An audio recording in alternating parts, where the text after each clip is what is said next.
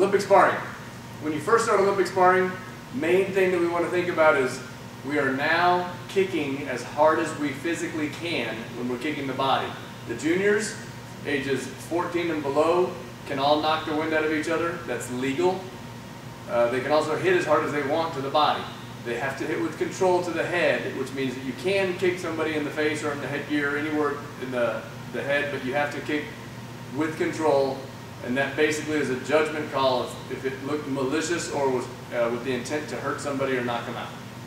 15 and up, you can start knocking out with the kick, so we want to make sure that the kicks that you throw are strong. The round kick is the basic kick. It's a back leg, power leg round kick. You line up with your target. The target is held at your waist level because you're representing striking somebody in the waist when you're hitting this, but there's no resistance. The paddle will just go through. The sound of the paddle will tell you if your kick is powerful or not.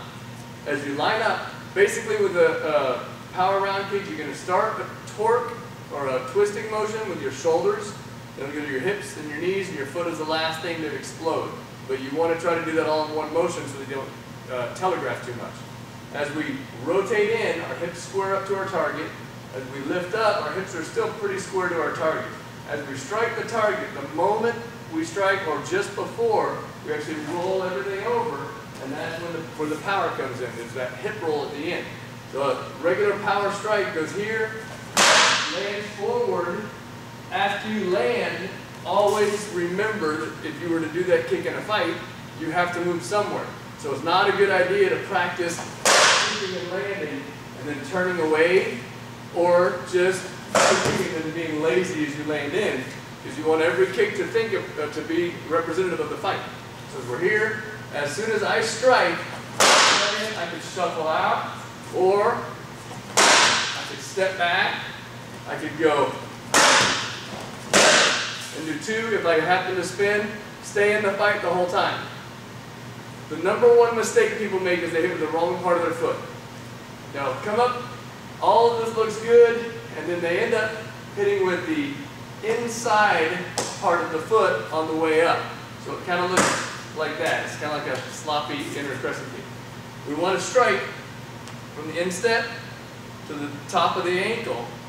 As our foot comes up, everything is tight the entire time, so that when it strikes, it shouldn't hurt. It just feels like a slapping motion. That's the number one mistake. The second mistake is somebody will come too wide. We're going to change the angle slightly so that you can see where my knee position is. I want to come up straight and then rotate at the end instead of coming around and rotating it across. For a fundamental form, when we're working on developing muscle strength, we bring our leg up and around.